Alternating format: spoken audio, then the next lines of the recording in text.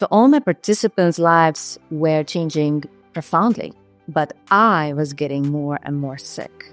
And first, I didn't even mind it. I was like, I barely noticed it because I was like in awe of everyone else's life profoundly changing. But it got so bad that I became bulimic, completely depressed, absolute dark night of the soul, miserable, crying myself every night to bed. And even that didn't stop me because I was so stuck on giving. It's like, no, look, I'm changing the world. Look at these people's pain is going away. Literally, I was like throwing up in the bathroom 2 times a day, if not more. I didn't mind it because receiving was so unfamiliar to me. But there was one moment when things got so bad that after one workshop that I gave, where again, everyone's life changed, but after that workshop. Hello, darlings, and welcome to Not Over, Just Different. I'm Natalie Ledwell, and I'm here to share deeply insightful and vulnerable conversations with you from people who are willing to open up and share what their journey's been like so that you can learn and be inspired to take action in yours. It's never too late to begin again or to see a new perspective. No matter what your dreams or goals are, you'll find inspiration and community here. It's time to rediscover yourself, reignite your passions, and make the next 50 years even more full than the first.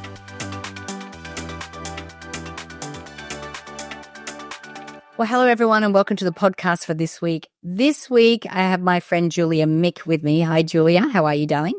Hi, Natalie. So good being with you. Yeah, great to have you here. So today, we're going to be talking a little bit about looking at this next chapter of your life and figuring out what is the purpose, what is the reason, what is the thing that is going to light you up and fill your heart and give your this next chapter meaning, because I think a lot of us who are listening to this podcast right now are in this place where it's like, I don't know what's next. So we're going to be touching on that today. And I think part of stepping into that next chapter is also clearing the decks. I think that some of us have done some personal development work before this age. We understand what a limiting belief is, and we've been able to clear some of those. But for those of us that haven't done that, it's like, it's do or die right now. I think this is the time of our life where we can't ignore these things anymore. And so it's time for us to really have a good look at what some of these old programs are so that we can, like I said, clear the decks and become the person or the woman that we need to be to step into this next chapter. So you and I were talking a little bit before we started recording today, Julia, and you were talking about something called sacred selfishness. So I want to touch on that because I think that, a lot of women who are listening had their responsibilities. They've been the wife, they've been the mother, they've been the career person, they've been the breadwinner or whatever that is. And now it's like, no, this part of my life, I want it to be more about me because I've done those hard yards. So what exactly is sacred selfishness? Sacred selfishness. I really needed to use the word selfishness because I noticed that was the trigger word for most women. Like, definitely not selfish. Selfishness is clearly bad. Everyone knows it. So I was like, okay, if this is such a big trigger word, let's use that word because there's gold in it. Like, we need to actually be able to be selfish, but in a healthy way. We need to be able to prioritize ourselves. I believe, especially as women, I see in our society and for many centuries, women have been conditioned to be there for others, caretake others, nurture others. And some women I work with, they even feel bad and guilty when they prioritize themselves as if it's something horrible. So I took the word selfish and I put the word sacred next to it. How can we make selfishness sacred? Sacred selfishness. Because I truly believe women, especially like 40s, 50s and beyond, we need to be able to start prioritizing ourselves, knowing we matter, knowing we're important, and knowing we have something important to give, but from a different place where giving can feed us, where our giving can nurture us, where our giving can give us more health and energy. Because unfortunately, what I see is that giving that a lot of women do is different. Giving exhausts women. It drains them. It makes them depressed. It makes them feel empty. So I'm committed to changing that paradigm. Now, I think that, as a woman, I'm like, okay, no, I get it. I get it that, the female role is to do that in their younger life. Understand that, totally get that. Then we get to menopause and everything about us is changing and transitioning and upgrading into something different. And I think this is why we all have this yearning to do something that we feel like is going to make a difference. So what does sacred selfishness look like at this time of our life? Because I think now we really are getting this upgrade, being ready to step into that kind of a lifestyle. Yeah. I have a story just from a couple of days ago. I worked with a client and she's a coach and she's stepping into her coaching business and she wanted to know, who is she here to serve? Who is her ideal client? What is her actual mission? And she kept saying, well, what do others need? And they kept bringing her back. Wait.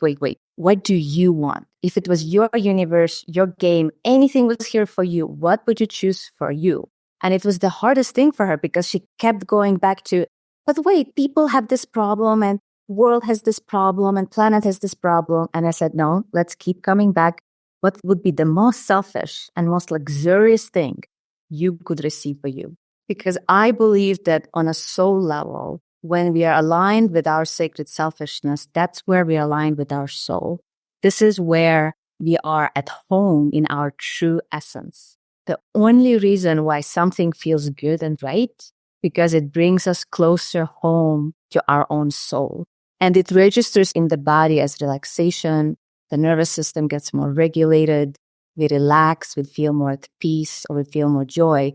But that's not a coincidence. All of this happens because we actually come closer to who we are as a soul, which means we come closer to our true purpose, our true mission, and to our true gift. So a lot of women overlook the good feelings in the body. Oh, just pleasure, whatever, or just relaxation, whatever. It's like, no. Your whole energy system just realigned and your meridians just opened a little more because you came closer to your soul. It's something you gotta listen to and follow. That's why you feel good right now. It's 100% trustworthy. But we're so conditioned to not follow what feels good to us. And we're in the heads thinking of what we should do, what other people want us to do, that we don't know how to follow the voice of our soul. Well, I find it at this time of my life, I have more time to be able to acknowledge and drop in and be aware of the gratitude and the blessings and the good things that are coming in. And there's no, not that I had kids, but there's no, business building and kids and things and other things that are taking my attention away. Now it's like I really can drop in. And for me, sacred selfishness feels like these moments where I can just have a morning, clear my calendar, sit out on the balcony with a cup of tea or go for a walk along the marina and just be in my own thoughts and be connected to that, that deeper sense of who I am. That to me feels a little like selfishness because it's like, this is, it's indulgent, That's what I find. Is that something that you find as well? But in your case, when you're indulging in your sacred selfishness, how much better of a leader does it make you later that day? More clear, you can give more to your children, you can give more to your clients. You actually become better at giving because you're overflowing, but you have to first give to yourself. You must. It's non-negotiable. Think from a half-empty cup. I had a whole meditation I recorded where I was really making people look at it from an intense point of view. I said that when you're not in selfishness, when you're not giving to yourself first, you're actually stealing from people. People first got confused, like, what did you just say? What? But the whole point is that when I'm not giving to myself, my cup is half empty or my cup might be 5% full and I'm going to go into the world, try to give from my 5%. If I'm a mother and the gift from my 5%, is it generous? No, it's not. I'm actually taking from my children the opportunity to give them 100% amazing, loving mother. If I bring my 5% to my clients, is that generous? That's not generous. It's stealing an opportunity from them to receive a profound breakthrough. But they can't because I'm at 5%. So really sacred selfishness, in my eyes, is the most generous thing we can do for others. But we first have to get our cup 100% filled. And not even 100%, above 100%. So our cup is overflowing. And then the giving happens effortlessly from the overflow while our cup is full. So I work with a lot of coaches, as I have told you before, coaches, therapists, and healers. And that shows up in how they work with the clients. Like when they don't give from an overflow, by the end of the day, they're exhausted, or by the end of the session, they're drained, or they're irritable, or they can't create the necessary results for the clients because they are not in their full genius, because the cup isn't full. They're at the genius only at 5% level. So no wonder the results aren't that profound for the clients. So it's like such a mindset shift in our society. It's like, wow, selfishness is the best for everyone. It usually takes time to really get it. Well, I think that what needs to go hand in hand with that is sacred receiving. Because let's face it, we women in particular, but people, we have a challenge with receiving. How do we get to a place where we can be comfortable and open in being able to receive help or receive resources or receive opportunities and feel good about taking that in? May I share a personal story about that? So about 17 or so years ago, I was traveling the world. I was giving workshops. Alignment breath process was something that was changing people's lives. And it was really creating miraculous results. Like chronic pain was going away. Like old emotional pain that no therapist could help was going away. So all my participants' lives were changing profoundly. But I was getting more and more sick. And first, I didn't even mind it. I was like, I barely noticed it because I was like in awe of everyone else's life profoundly changing. But it got so bad that I became bulimic, like badly bulimic, completely depressed, absolute dark night of the soul, miserable, crying myself every night to bed. And even that didn't stop me because I was so stuck on giving. It's like, no, look, I'm changing the world. Look at these people's pain is going away. Literally, I was like throwing up in the bathroom 2 times a day, if not more. I didn't mind it because receiving was so unfamiliar to me. But there was one moment when things got so bad that after one workshop that I gave, where again, everyone's life changed.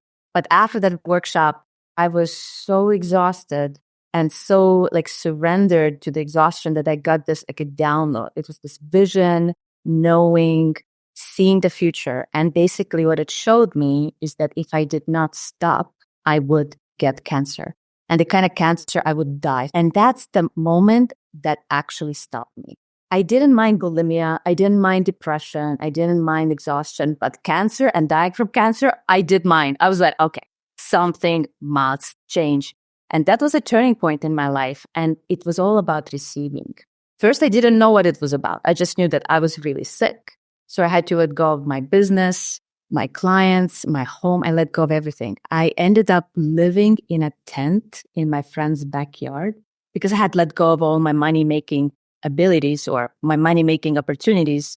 So I was literally devoting myself to healing. I was committed to finding out what it means to receive first, to care for me first, to give to me first. And it was really hard because the habit was so strong to give to others. It was like an addiction to giving. And it was making me very sick.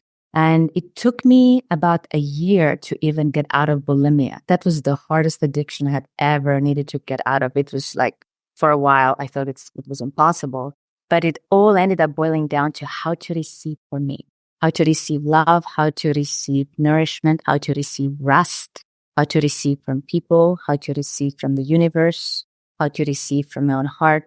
And that became really the key. And then a whole other year I took to learn how to live with this receiving state in the world. Like, what does it mean to actually have a business in a receptive state?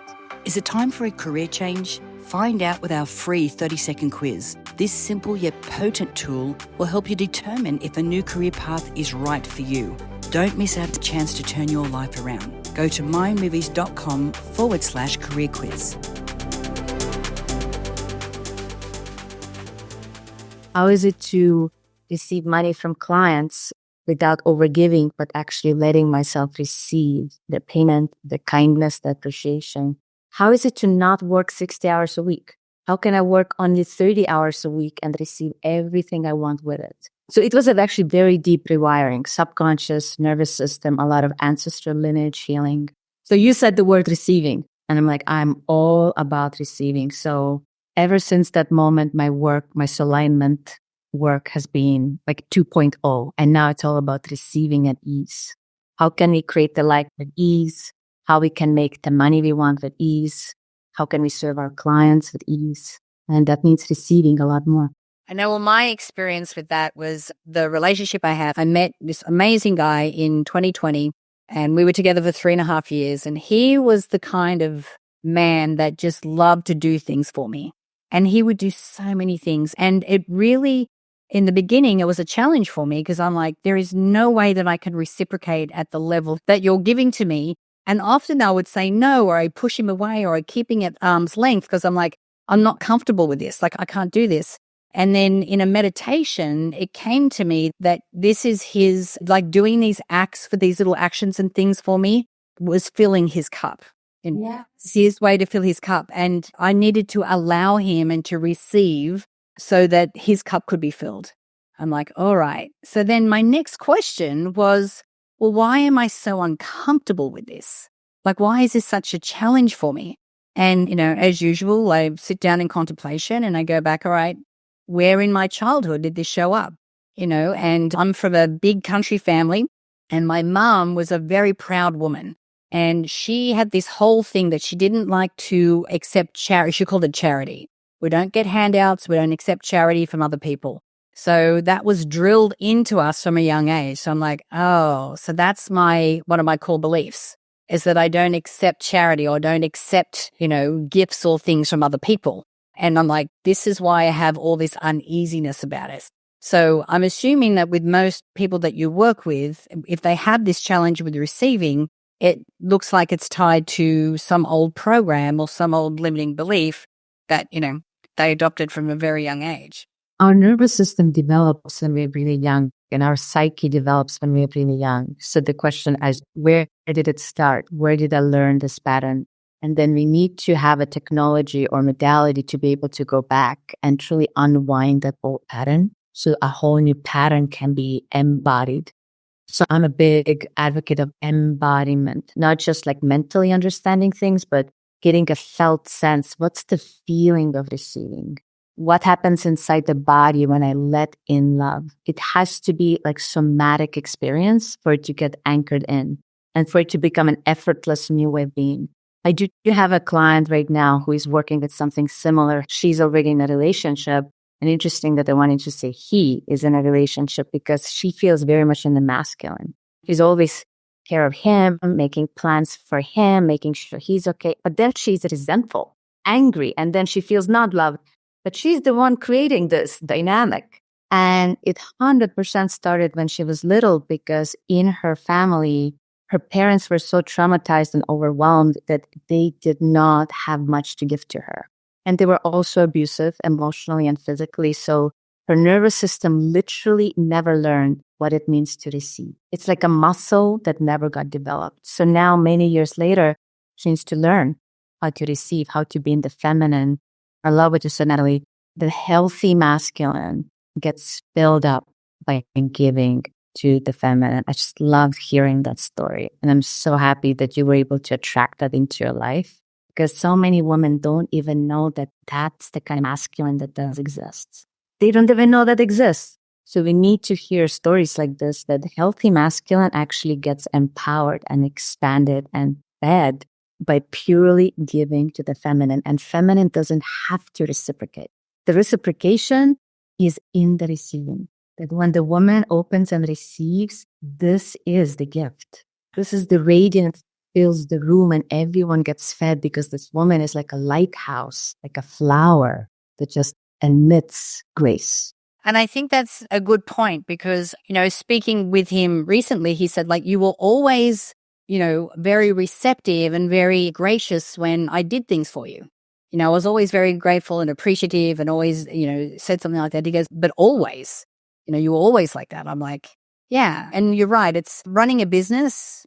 I'm in my masculine. I absolutely am. And I think, that we need to be successful, but then being able to switch into the feminine, and the feminine is not just the receiving, but it's also which for some of us can be very difficult, but surrendering into that softer side of who we are, and being open to, having the man lead and having the man organize and all that kind of thing without us having to, tell him how to do it and criticize and all those kind of things or try and take the lead. That was a shift as well. And I think one of my programs that I have now, one of my beliefs is that, everything is happening exactly when it's supposed to in divine timing. So I find it easy to surrender to the universe, find it easy to do that. So when you can be in that space, that's what's really helped me to surrender into my feminine when I'm in relationship. So what are some of the tips that we can give to women who are listening to the podcast to help them to get into that place where, they are open to receiving and they are comfortable with receiving? I think the first step is knowing that selfishness is good. There is a good, healthy kind of selfishness, sacred selfishness. So to know that you matter, you are important, your needs are valuable. Your needs are so, so valuable.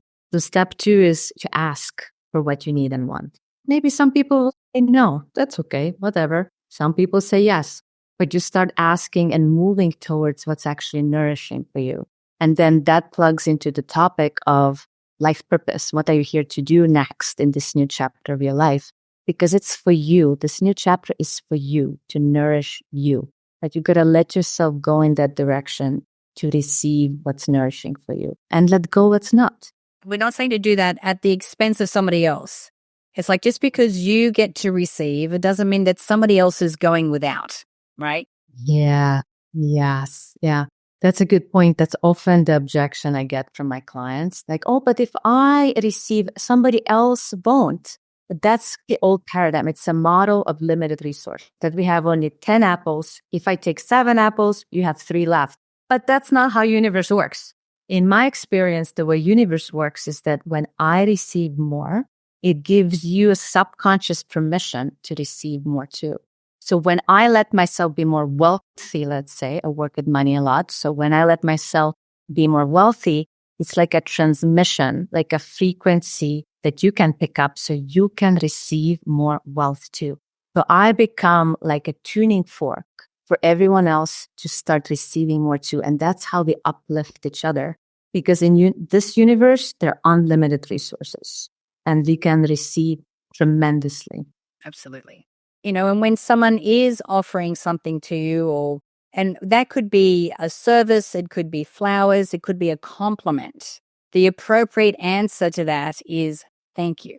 Just thank you. You could throw in a hug if you wanted to as well, but, getting comfortable and just going thank you and not feeling like you have to compliment back or feeling like you have to do something back or feeling like there needs to be some kind of reciprocation in the moment. No, getting really comfortable and just sitting in the thank you and the appreciation, I think is important for all of us. In the feminine, right? I think feminine has been forgotten for so many centuries that we're just barely now beginning to remember the true power of feminine. And feminine is not doing and not giving back. It's like receiving. Thank you so much for this apple. Thank you for this compliment. It's purely receiving. And when we receive, like our body opens, our energy opens, our heart opens, and literally we become like illuminated. And this is like a spiritual state. That's a very different kind of giving. And many people don't know this is also giving because they're so used to the masculine patriarchal paradigm of like, make money and open doors and go this. It's more in the logistical, physical world. But feminine is so connected to the source. So when we fully receive and surrender to something deeper and more loving inside, they become like a lighthouse. We become a love and light and beauty that feeds everyone around us. And it's a very different giving. And in my opinion, it's a way more powerful giving than going to the job 9 to 5 and making the phone calls. But we really need to start prioritizing feminine now on our planet at this time. Yeah. And you bring up an important point because it's not like we're always in feminine or always in masculine. There's a dance between the two. And there are moments where, we kind of have to be in our strength. There are other moments where that's not appropriate, then we want to be in the softer part of ourselves. And same with men are vacillating between masculine and feminine as well. But I think the biggest gift that we could give to our partners is to create the space for them to be in their masculine, And I think that's really makes a very healthy relationship. Yeah, we've had an awesome conversation today. If people wanted to, connect with you, if you have a gift or something, where can people find you? Yeah. So because we talked so much about this next chapter and making a decision, what's the chapter that's most meaningful for you? I want to give you the gift that's called Purpose, Power, Prosperity. And it's 3 meditations. One is on purpose, how to find your higher purpose from your feminine, the purpose that feeds you truly. Power, how to be in your power so you can choose the best life for you.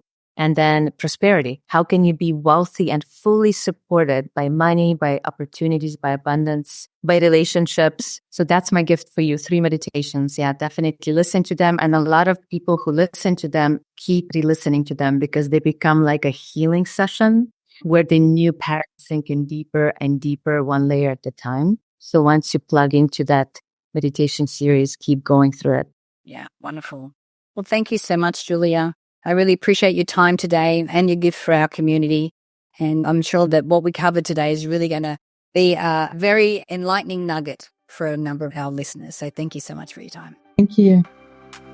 Thanks for tuning into this episode of Not Over, Just Different. If you felt inspired by this episode, please subscribe and drop a comment below to let us know what you loved. My goal is to reignite the spark that you may think you've lost and cultivate a space where no matter what walk of life you are, you can step into the world with power and confidence. I would love to hear your reviews. It helps us to reach more incredible women like you. So until next time, keep growing, keep striving, and keep believing in the power of your potential.